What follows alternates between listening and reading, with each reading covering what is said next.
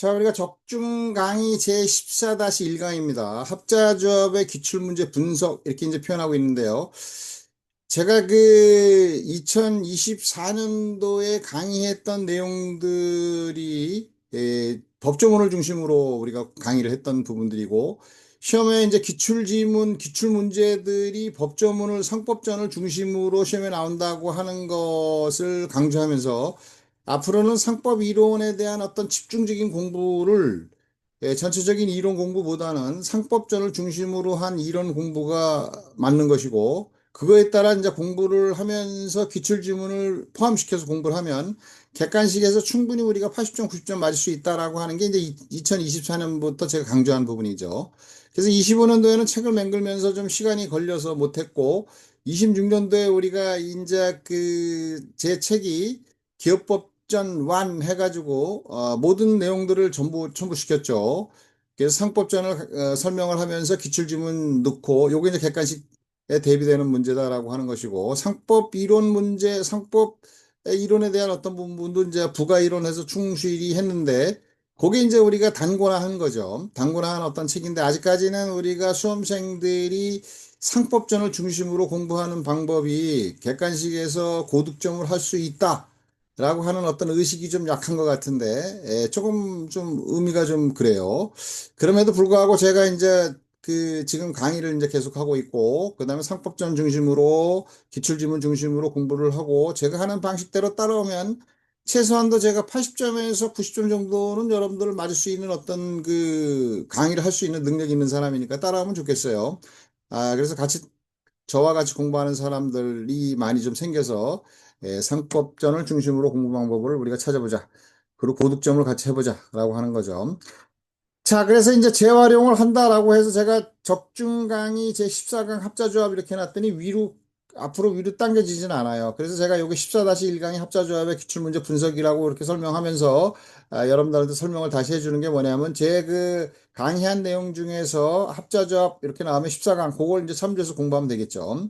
그래서 같이 공부하면 되겠다라고 하는 어떤 부분들입니다. 거기 이제 그렇게 설명하고 이제 기출문제 분석을, 출제 분석을 한번 해보겠습니다. 우리 20년도에 합자조합이 출제가 됐고, 24년도에 상호계산이 좀 출제될 것 같았던 생각인데, 상호계산이 안 나오고 바로 합자조합이 나왔죠. 그 다음에 25년도 상호계산이 나왔습니다. 따라서 상법상 특수한 계약이다라고 했을 때 시험에 출제되는 내용은 아무래도 익명조합이 나올 확률이 높고, 그러나 합자조합도 또다시 나올 수도 있는 부분을 배제할 수가 없다라고 하는 거죠. 둘 중에 하나가 이제 나올 확률이 높은 어떤 부분이니까 같이 공부해야 된다라고 하는 것이고, 제가 13강에서는 익명조합은 우리가 뺐기 때문에, 23년도 출제되기 때문에 빼고, 우리가 그 강의를 했던 부분이나 다시 이제 강의를 했고, 14강에서는 이제 합자조합은 우리가 재활용을 하는 거죠. 그래서 26년도에는 익명조합 출제 가능이 높고 합자조합 출제도 배제할 수 없다. 이걸 기억해 두고요. 그 다음에 이제 24년도 강의 내용을 보니까요, 우리가 그 기출지문이 좀 빠졌어요. 그래서 24년도 출제 지문에 대한 기출지문을 포함해서 이제 강의를 해보는 거죠. 자, 24년도 첫 번째 이제 보면요. 합자조합 설립을 위한 조합계획에는 법정사항을 적고, 이제 조문 자체에서는 86조 3에서 보면은 이제 우리 다음 사항을 적고, 이게 이제 법정사항이죠. 적고, 총조합원의 기명날인 또는 서명을 하여야 한다. 라고 돼 있는데, 총조합원이 아니고 업무집행조합원의 4분의 3. 그랬으니까 틀린 거죠. 틀린 지문이다. 우리가 이런 지문들을 외워야 되는 거죠. 또 나오면 이런 것들이 나올 수도 있는 거예요. 그 다음에 유한책임조합원은 출자 이행 여부와 상관없이, 우리가 합자회사와 이제 유사한 부분인데, 합자회사의 경우에 유한책임사원과 무한책임사원이 있는데, 유한책임사원은 출자가액에서 이미 이행한 부분을 공제한 가액으로 변제할 책임이 있다 이렇게 나와 있는 거죠. 근데 사원의 부분이고, 요건 이제 똑같이 한 부분에서 이제 유한책임조합원도 같은 부분인데, 유한책임조합원은 출자가액에서 이행한 부분을 공제한을 한글로 바꿨어요. 뺀으로. 그죠? 가액에서 한도로 하여 책임을 진다. 변제 책임을 진다. 이렇게 돼 있는 거죠. 이것도 틀린 지문이다라고 하는 거죠. 이행 여부와 상관없이가 아니고 무조건 출제 가액을 한도로 책임진다면 틀리는 거니까, 이행 여부와 상관없이 틀린 지문이다라고 하는 것이고요. 그 다음에 업무집행조합원, 무한책임조합원은 이제 업무집행조합원이 있는데, 다른 조합원 전원의 동의를 받지 아니하면 그 지분 전부 또는 일부를 타인에게 양도하지 못한다. 24년도에도 나왔고, 이건 맞는 내용이죠. 조합원의 지분의 양도는 조합계약에 따라 양도할 수 있다 이렇게 되는 거죠. 조합계약에 의해서 정함에 따라 양도할 수 있다라고 돼 있는데 이제 문항에서 시험에서 이렇게 나왔죠. 유한책임조합원의 지분은 조합계약에 따라서 정하는 건데 다른 정함이 없으면 유한책임조합원 전원에 동의하는 경우 타인에게 양도할 수 있다. 틀린 거죠.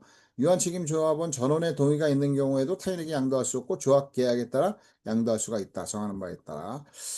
자, 그렇게 됐고 5번 문항 보겠습니다. 유한책임조합원은 조합계약에 다른 정함이 없으면 성년 후견 개시 심판을 받은 경우에 퇴사하지 않는다라고 했는데 이 퇴사라는 개념은 사실은 그대로 쓰면 안 되죠. 왜냐하면 유한책임조합원 이거는 뭐 회사가 아니니까 퇴사 이런 어떤 부분은 아니고 조합계약이 종료한다 뭐 이런 어떤 거죠. 우리가 그 익명조합에서는 이제 우리가 조합계약이 종료한다 뭐 이런 게 나오잖아요. 그래서 조합계약이 다른 정함이 없으면 출자가액을 한도로 하여 유한책임지는 조합원은 성년후기인 심판을 받은 경우 퇴사한다. 유한책임조합원, 유한책임사원 이런 어떤 경우는 성년후견 개시 사망에 의해서 퇴사하지 않고 유한책임조합원이 우리가 이제 그 익명조합의 경우에 있어서는 영업자가 사망 성년후견 개시 심판을 받으면 조합계약, 익명조합이 종료 사유가 되는 어떤 부분이 되는 거죠. 근데 유한책임 익명조합원의 사망 그다음에 성년후견 개시은 중요하다고 얘기했죠. 시험에서 독자적인 문제로 나오는데 그 경우는 우리가 조합의 종료 사유가 아니다. 이것도 이제 조합의 종료 사유와 관련돼서 종료 사유가 아니다. 뭐 이런 정도로 돼야 되는데 퇴사된다라고 했으니까 그 지문 자체의 내용도 조금 약간 그 미비하긴 하지만 어쨌든 틀린 지문입니다. 자, 여기까지 우리가 설명을 해보고요. 첨부시켰어요. 그래서 여러분들 14-1강을 그렇게 같이 참조하고 14강은 합자조합 기존에 설명했던 재활용합니다. 여기까지 설명하고 다음으로 이제 우리 상행위 강론의 대리상의 강의를 하는 걸로 해보죠. 자, 여기까지 강의하고 마치겠습니다.